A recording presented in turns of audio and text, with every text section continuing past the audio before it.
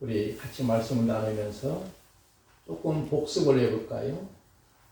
10년 들어와서 제일 먼저 들은 설교 제목이 무엇인지 아십니까?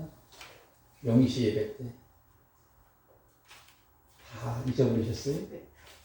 요한복음 10장 10절 말씀 가지고 생명을 살리는 교회. 두 번째 지난주에는 내가 1월 1일이죠. 생명을 살리는 예수님.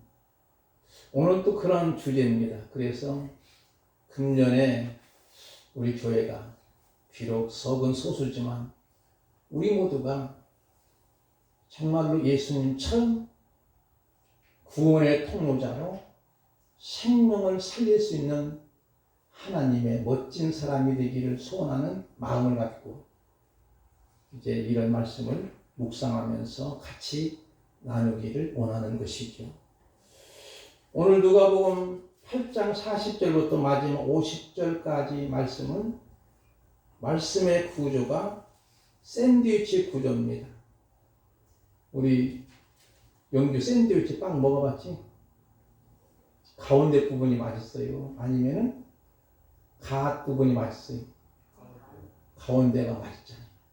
그 말씀입니다. 바로 샌드위치 구조라는 것은 핵심이 중앙에 있다고 하는 그런 의미예요. 그러나 그렇다고 해서 그릇도 무시해서는 안 됩니다. 그런 모습이지요.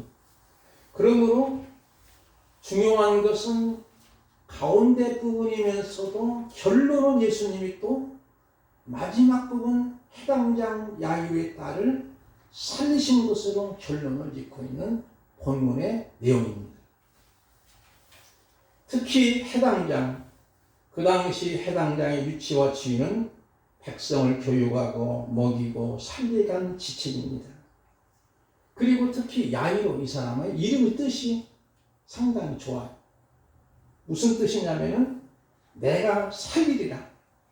그런데 아이러니하게도 해당장은 자기의 12살 된 외동딸이 죽었는데도 살리지 못하고 예수님의 발 앞에 엎드려 자기 집 오시기를 간구하는 거예요. 어떤 면에서는 이름하고 안 맞는 구조지요. 야이로는 내가 살리라 했는데 살리지 못하고 오히려 예수님 발 앞에 엎드려 자기 집에 오시기를 간구하는 것은 그 당시에 유대교의 한계를 드러내는 거예요. 이름은 살리라 하였지만 아름다운 꽃과 같은 외동딸이 죽었는데도 아무것도 못하는 거예요. 물론 결론 부분에 예수님이 야이로의 딸 아이야 일어나라 마가복음 보니까 달리다고 이렇게 말씀하시면서 당장 죽었던 이 어린 소녀 살리시는 예수님의 이야기가 나옵니다. 여기서 우리에게 중요한 것은 그 당시 유대교는 종교인입니다. 인쇄물에는 기록되지 않았지만 제가 묵상하면서 느낀 점을 말씀드리는데 그 당시 유대교는 대부분이 종교 권력자들이 장악하는 거예요. 종교꾼이에요. 종교꾼으로서는 종교 권력으로서는 아무것도 할 수 없다고 하는 것을 보여주는 예수님의 사인입니다. 오히려 그들은 종교를 가장해서 착복하고 백성들을 탈취하고 엄청나게 백성들을 박해를 가하고 심지어는 성전에서 장사를 하면서 독과점 품목으로 폭리를 하는 거예요. 그래서 예수님이 그 성전에서 장사하는 모습을 보고 뭐라고 말씀하시죠? 내 집은 만민의 기도하는 집인데 강도의 소굴로 만들었다는 거예요. 그게 그 당시 유대 종교 지도자들, 권력자들이에요. 그래서 예수님이 요한복음 10장 10절 말씀 우리가 가장 먼저 드린 말씀인데 내가 온 것은 양으로 생명을 얻고 더 풍성히 얻게 하렵니다. 하반절이 중요하지만 전반절을 보니까 도둑이 오는 것은 도둑질하고 죽이고 멸망시키는 것뿐이었지. 그러면 누구를 지칭할까요? 그 당시 종교 권력자들을 예수님은 암시적으로 의료적으로 지칭하고 있는 어법이 종교 권력자들이 강도짓을 하는 거예요. 도덕을 하는 거예요. 백성을 살리는 것이 아니고 죽이는 거예요. 역시 야이로의 자기 외동딸인데도 살리지 못하는 그 모습을 예수님은 지적하는 거예요. 해당장의 강구로 예수님은 이제 42절 보니까 가시게 되는 거지요. 그런데 가실 때 막 무리가 막 밀려들어요. 뭐 헬론 축제에 대해서 죄송하지만 사람들이 너무나 막 밀리니까 이때 변수가 일어납니다. 43절 보니까 12년 동안 혈류병으로 아무 의사에게도 고침을 받지 못하고 더 중하던 차에 그 여자가 예수의 소문을 듣고 무리 가운데 뛰어들어와서 그의 옷을 떼니 마가복음에 보니까 이렇게 말씀합니다. 마가복음 5장 26절부터 27절, 28절까지 조금 길지만 우리 특성하신 김용식 원사님 읽어주실까요? 많은 의사에게 많은 괴로움을 받았고 가진 것도 다 허비하였으되 아무 소용이 없고 도리어 더 중하였던 자에 예수의 소문을 듣고 무리 가운데 끼어 뒤로 와서 그의 옷에 손을 대니 이는 내가 그의 옷에만 손을 대어도 구원을 받으리라 생각함이니라. 아멘. 이 마가는 더 자세하게 기록돼요. 오히려 많은 의사에게만 괴로움을 받은 거예요. 이 병은 저 병은 찾아다니면서 있는 재산도 다 허비했습니다. 아무 효용도 없습니다. 오히려 더 중하던 차에 예수님의 소문을 듣고 무리 가운데 끼어들어가지고 예수님의 옷에 손을 대면 내 병이 낫겠다고 하는 믿음, 구원받으라고 하는 생각을 통해서 사람들이 미치는 가운데 이 혈류병 환자가 12년 동안 얼마나 고생했어요. 예수님의 옷자락에 손을 대니 혈류 근원이 완전히 치료가 된 거예요. 할렐루야. 그런 모습입니다. 그러면 여기에서 우리는 중요한 것을 하나 묵상해야 돼요. 12살 먹은 야이로의 딸, 외동딸이 죽어가고 있고 12년 동안 혈류병으로 고통받는 이 여인이 주님께 나와 예수님의 온감만 만져도 낫겠다는 믿음을 가지고 고침받은 사건을 통해서 12이라는 숫자를 예수님이 의도적으로 나타내신 것은 요한 이두가가 그 당시 이스라엘 지파는 12지파예요. 그러면 12지파의 종교인 아무 효용도 없는 거예요. 아무런 능력도 없는 거예요. 오히려 더 많은 의사를 통해서 가짜 의사들이요. 돌팔이 의사들이죠. 오히려 더 중하던 차이. 있는 재산 다 허비해버리고 그렇지만 예수님의 옷만 만져도 낫겠다고 하는 믿음을 가진 것. 그런데 사실 예수님이 지나가실 때 예수님의 옷과 스친 사람이 한두 사람이겠어요? 여러 사람이 같이 휩쳤을 거예요. 왜냐하면 무리가 막 많기 때문에. 그러면 여기에서 우리는 중요한 것이 뭘까요?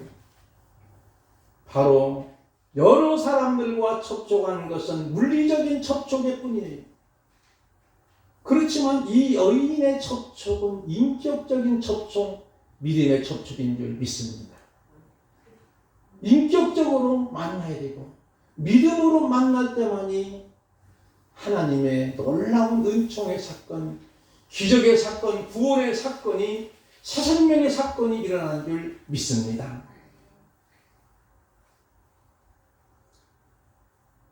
(44절) 말씀을 볼까요? 44절을 우리 전춘정 목사님 한번 읽어주실까요? 예수님의 뒤로 와서 그의 옷가에 손을 대니 혈류병이 즉시 그쳤습니다. 아멘. 여기에 중요한 단어가 뭘까요? 즉시 그쳤다. 점점 나아지더라. 이게 아니고 즉시 감췄던 모습을 보는 거예요. 사랑하는 성도 여러분요. 그때 예수님은 이르시되 내게 손을 댄 자가 누구냐 하시니 다 아니라 할 때 베드로가 주여 무리가 밀려드는나이다. 베드로도 그런 사람들이 막 밀려들으니까 막 이 사람도 만져보고 저 사람도 만져보고 예수님 힐쳐보기도 하고 그렇지만 그 사람들의 접촉은 물리적인 접촉. 그렇지만 이 여인의 접촉은 인격적이고 믿음의 접촉이지요. 어떤 면에서는 무당적인 요소가 조금 있어요. 그런데 우리 믿음의 출발이 대부분이 예수님을 알고 믿나요? 믿음은 알아지나요? 믿음은 알게 되는 거예요. 그러므로 누구든지 시작할 때는 다분히 그런 요소가 있게 됩니다. 그렇지만 예수님은 그것을 탓하지 않으시고 믿음으로 보시는 거예요. 인격적인 만남, 믿음의 만남으로 보시고 예수님이 능력이 나가는 걸 아시고 누가 내 옷에 손을 대느냐? 베드로가 여느 사람이 미나이다. 예수님은 이미 아셨던 거예요.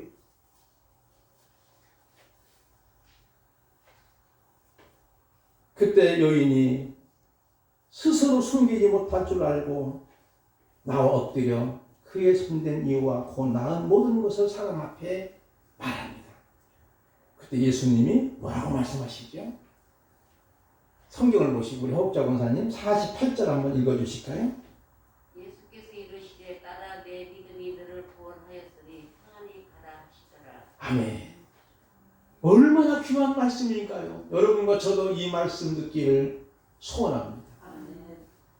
예수께서 이르시되 따라 내 믿음이 너를 구원하였으니 편안히 가라 하십니다.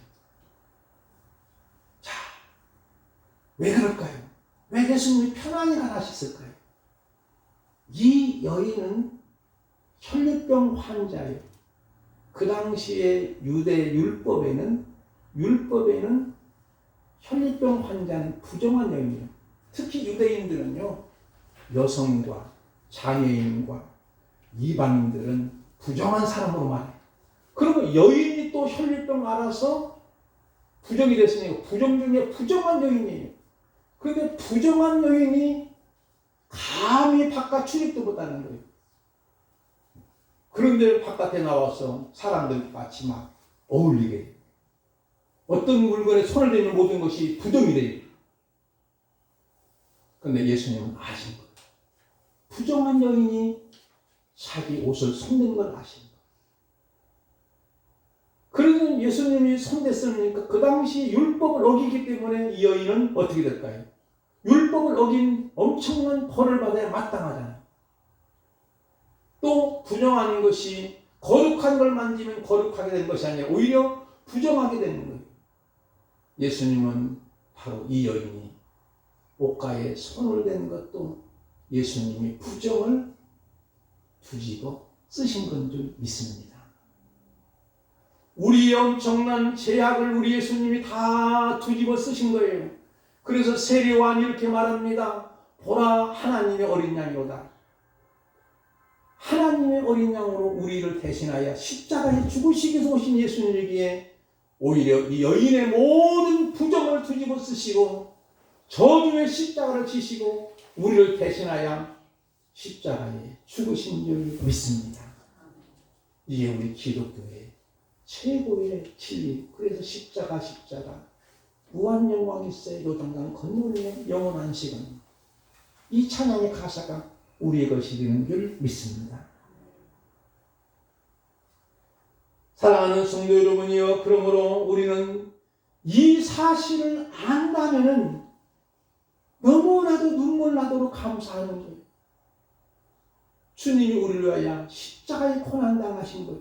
부정을 다 뒤집어 쓰시고 오히려 이 딸에게 딸아 내 믿음이 너를 구원하였으니 편히 가는 거예요. 여러분 믿습니까? 내 엄청난 죄악, 허물과 죄 주님이 대신 담당하신 줄 믿습니까? 아직 아직도 제 문제 때문에 전쟁을 하고 아니 내가 죄인이야 이런 불안과 초조함과 또 두려움 속에 있을까요? 주님이 다 뒤집어 쓰신 거예요. 나를 십자가에 죽으신 그 믿음을 가지면 우리는 편안히 살아가는 줄 믿습니다. 대부분이 종교인들이 전생에 내가 무슨 죄가 많아서 그러잖아요. 왜냐하면 아직도 제 문제가 해결되지 못했다냐. 그러나 여러분이 혹시 기도하실 때도 예수님의 이름으로 기도합니다. 그래야 되는데 이 죄인이 예수님의 이름으로 기도합니다 하시는 분도 간혹 있어. 물론 겸손한 의미겠지만 그러나 아직도 무언가 속에는 껄쩍지근한 것이 있는 거예요.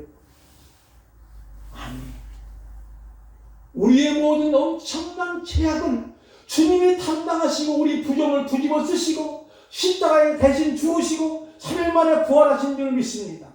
그 예수님을 믿을 때 우리는 나는 부활의 생명이 나를 믿는 자는 죽어도 살겠고 살아서 믿는 자는 영원히 죽지 아니하노라. 이것을 내가 믿느냐고 주님은 우리에게 질문하십니다. 이제 테마가 바뀌지요. 중심 부분을 말씀드렸습니다. 49절 말씀 볼까요? 아직 말씀하실 때 해당장의 집에서 사람이 와서 말하되 당신의 딸이 죽었나이다. 선생님을 더 괴롭게 하지 마소서 하거늘 예수께서 이를 들으시고 이러시되 두려워 말고 뭐라 했죠?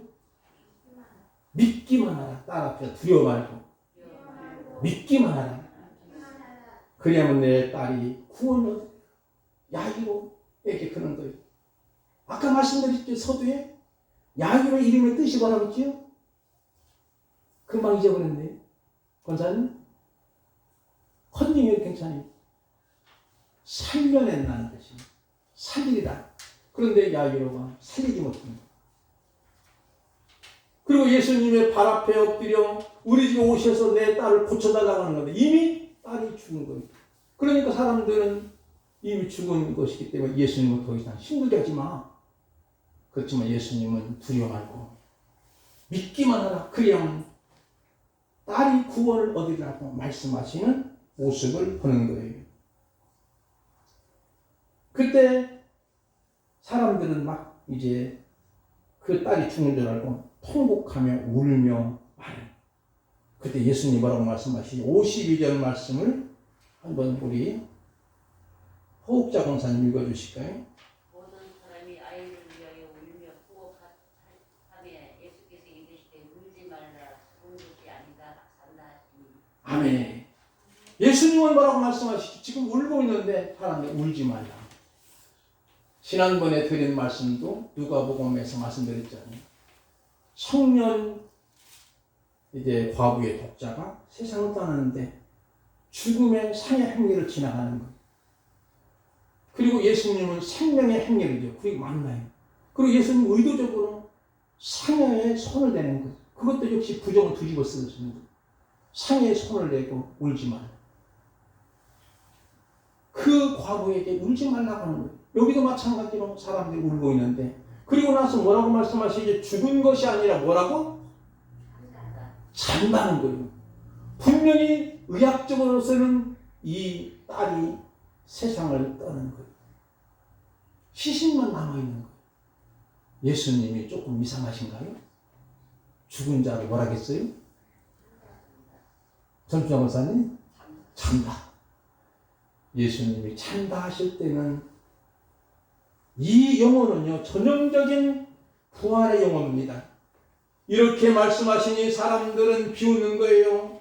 이렇게 울며 통곡하며 떠들며 아무런 능력도 없고 오히려 생명을 죽이는 유대기 공동체는 비웃지만 54절 말씀 보니까 예수님이 아이의 손을 잡고 불러 이르시되 아이야 일어나라. 일어나 걸어라. 달리다고 일어나다 걸으라는 거예요. 소녀 일어나. 그 영이 돌아와 아이가 곧 일어납니다. 여기에서 우리는 진리를 모르는 이스라엘 공동체들은 떠들고 울며 통곡하고 아무런 소망이 없이 비웃지만 오늘날도 어떤 면에서는 생명의 말씀을 비우는 사람이 있다면 문제 중에 문제입니다. 만약에 주님이 우리를 향해서 두려워 말고 믿기만 하라, 내 딸이 구원 얻으라 할 때, 아니 이상해, 지금 죽었는데 말이야, 잔다도 하고, 이거 뭔가 이상한가요? 조금 이상하지 않아요? 비웃는 거예요. 이 사람들은 죽은 사람을 찬다고 하니까 예수님을 비웃는 거예요. 오늘 시대도 주님의 능력을 비웃고 그 말씀을 비웃는 사람은 누굴까요?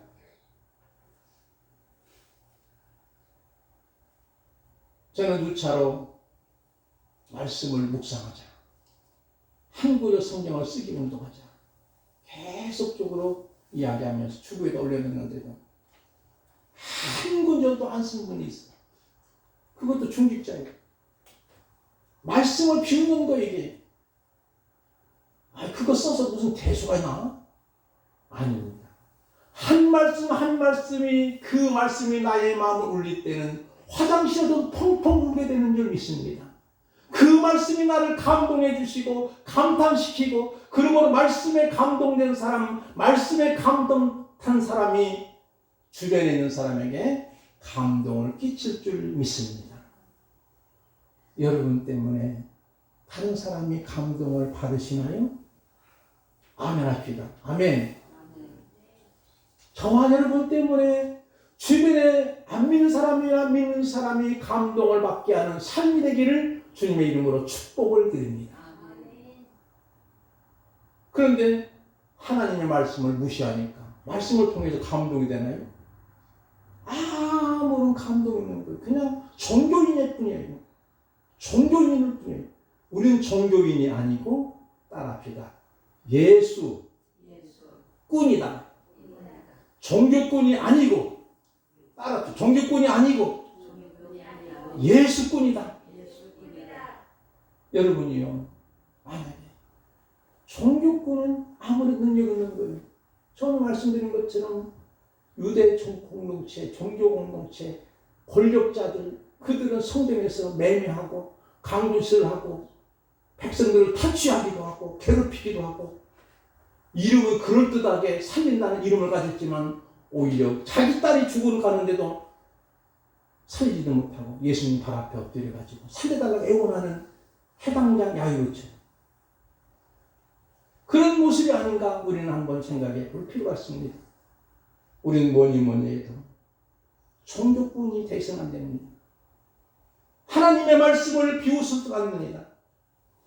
창세기 18장 보면 아브라함이 아들에게 약속하십니다. 그때 사라와 아브라함 이미 연세가 많아요. 이미 경도가 다 끝난 거예요. 더 이상 불가능한 거예요. 의학적으로는. 생물학적으로 마찬가지고. 그러니까 사라가 비웃는 거예요. 하나님한테 혼나지 않습니까? 그때 하나님 뭐라고 말씀하시냐면 18장 14절 창세기 보니까 여호와께서 능하지 못한 일이 있겠느냐. 기약이 이를 때 내가 때에로 돌아오니 사라에게 아들이 있으라. 사실 100세 만에 아브라함이 이삭을 낳습니다. 하나님의 말씀은 능치 못할 일이 없는 줄 믿습니다. 우리가 절대로 말씀을 비웃으면 안 됩니다. 창세기 19장에 보니까 롯의 사위들이 멸망해도 정 소돔을 떠나라고 장인이 말 농담으로 여기다가 소돔성이 불탈 때 사라지고 맙니다. 여러분, 한절 말씀이 우리가 터치가 되면 우리가 화장실에도 울 수 있고 지하철에도 울 수도 있고 울게 되는 거예요. 그런 걸 통해서 말씀을 통해서 감동을 받으면 우리가 많은 사람들에게 감동을 주는 하나님의 멋진 사람이 되는 줄 믿습니다. 이게 우리 기독교의 믿는 보람인 줄 믿습니다. 그래서 나사로 때문에 많은 유대인이 가서 예수님을 믿은 것처럼 우리 때문에 많은 사람이 예수님을 믿게 만드는 거예요.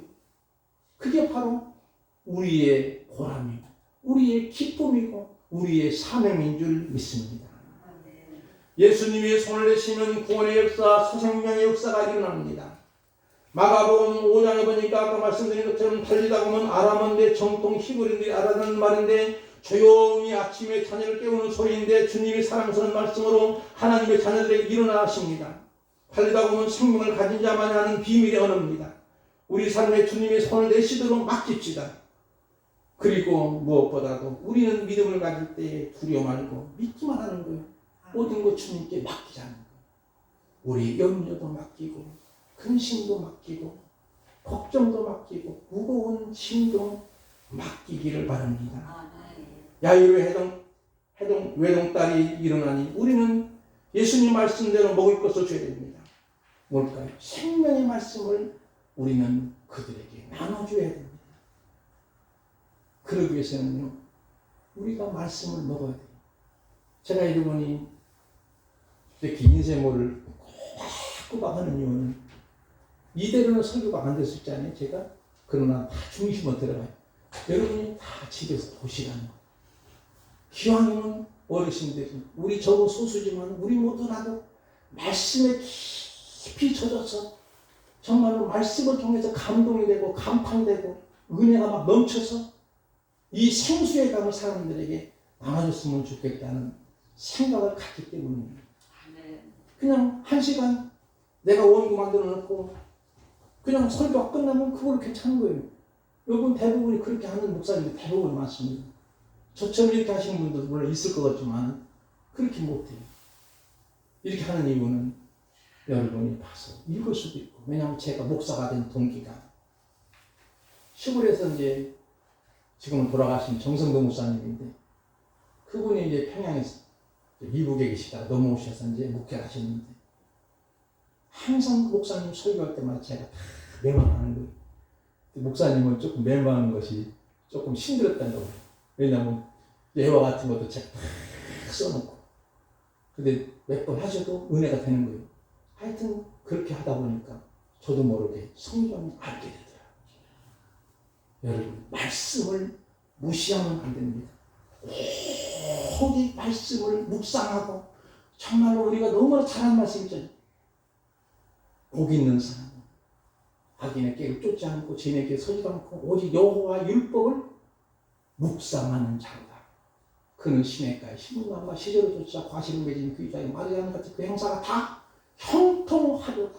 진정한 형통자가 되기 위하여는 우리는 말씀을 묵상하고 말씀을 지키고 말씀대로 산다면 하나님이 우리에게 은혜를 베풀어 주셔서 다른 사람들에게 말씀을 먹임을 통해서 샬롬의 역사가 일어나고 하나님과의 관계 회복이 일어나고 육체적인 질병도 회복되어 구원의 통로자로 쓰임받는 저와 여러분이 되시기를 주님의 이름으로 축복을 드리며 우리 찬송가 471장 부르겠습니다.